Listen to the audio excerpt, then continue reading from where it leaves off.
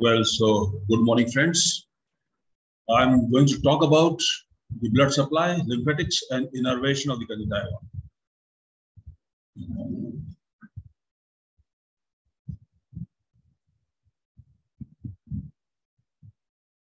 The blood supply of the conjunctiva comes from three different sources: the marginal tarsal arcade, the peripheral tarsal arcade, and the anterior ciliary arteries.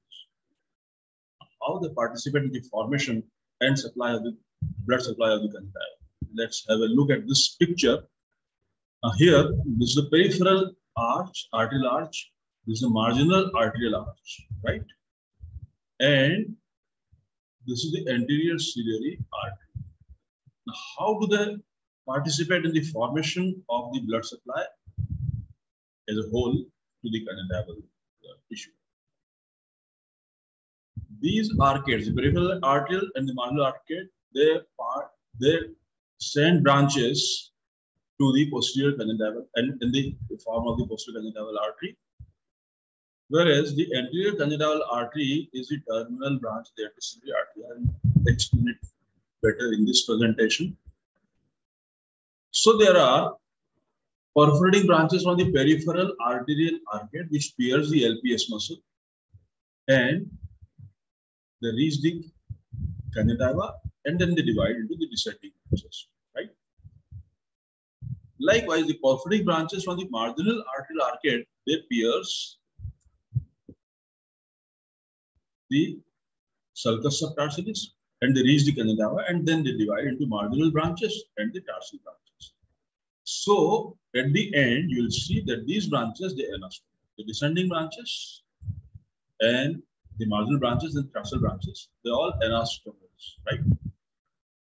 Whereas the ascending branches, they continue as the posterior conjunctival artery. All right. Now, the ascending branches from peripheral arterial arcade, from the peripheral tarsal arcade, they pass upward and bend round the superior fornix to ascend under the bulbar conjunctiva.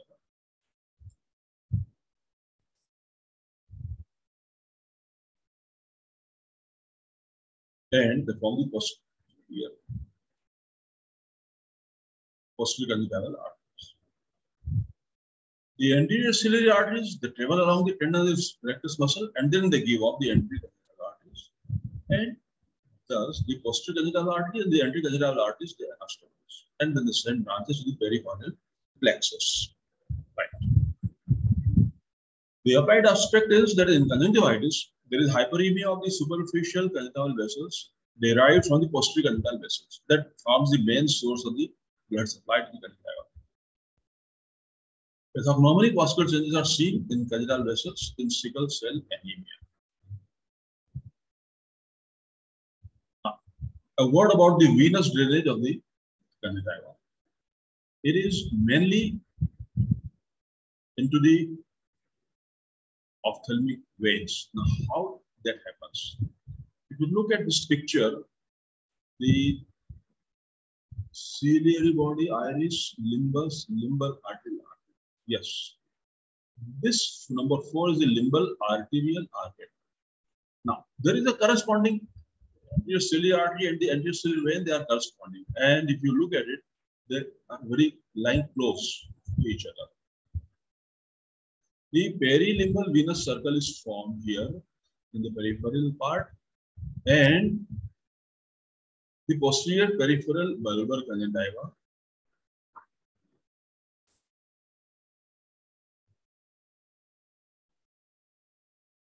and then drain to the ophthalmic vein. Let's see number 8 here. So they drain here into the ophthalmic vein. The venous plexus between the slips of the levator palpebral superior is being shown here, and the eponurus of the levator palpebral superior is also being shown here as 9 and 10 here in this picture. On the other side, the radial episcleral collecting veins, they accompany the episcleral vein as shown here in number 11. The anterior ciliary vein is being shown here as number 12, which I was talking about, which follows the course of the anterior ciliary artery, and then the drain into the ophthalmic vein, as shown in picture in number 13. So the long and short of it, the drainage occurs in the ophthalmic vein, superior ophthalmic vein, and inferior ophthalmic vein, and then they join the main drainage system. To summarize, the veins from the conjunctiva, they go and form the venous plexus of the eyelid and then drain to the superior or inferior ophthalmic vein. There is a circumponal zone of the veins about 5 to 6 millimeters from the limbus that drains into the anterior ciliary vein. If you look at the lymphatic drainage, you can understand that from the temporal part of the half, or temporal half of the eye, it drains into the parotid lymph nodes, whereas from the medial half, it drains into the submandibular lymph node, like as shown here. In this picture, again, we can see submandibular lymph nodes being shown here, then superficial parotid being shown here, and there are deep cervical lymph nodes, which they finally drain into.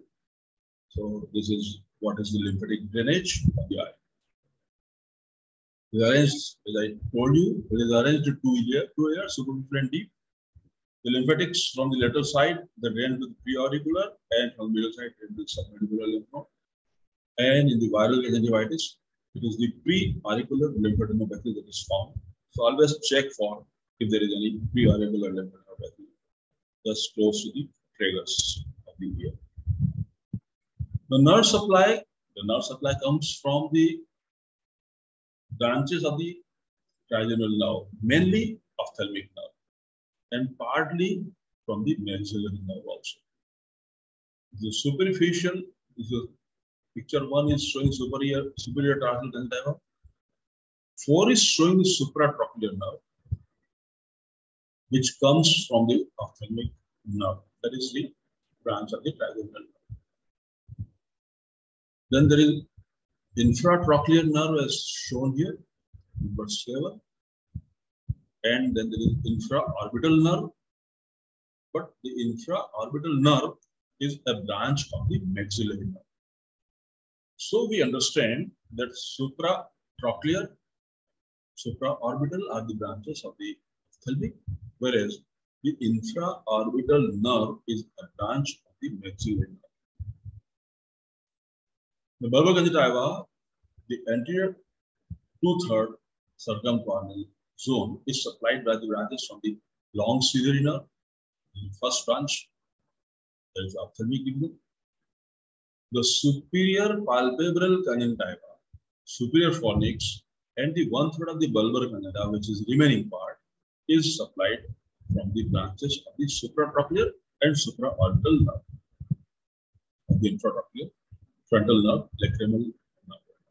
All these branches are derived from the ophthalmic division of the fifth nerve. We call it V1 or 5-1.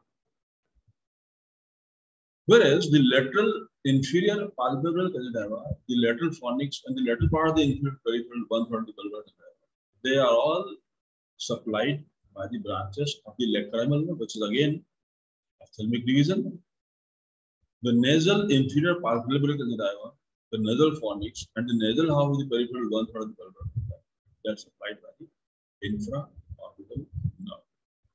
We understand that since the infraorbital nerve is a branch of the maxillary, it is not going to be involved in the lesion of the ophthalmic division. Like for example, if there is a case of herpes zoster ophthalmicus, the inferior lid will be spared because it is supplied by the infraorbital nerve. Thanks.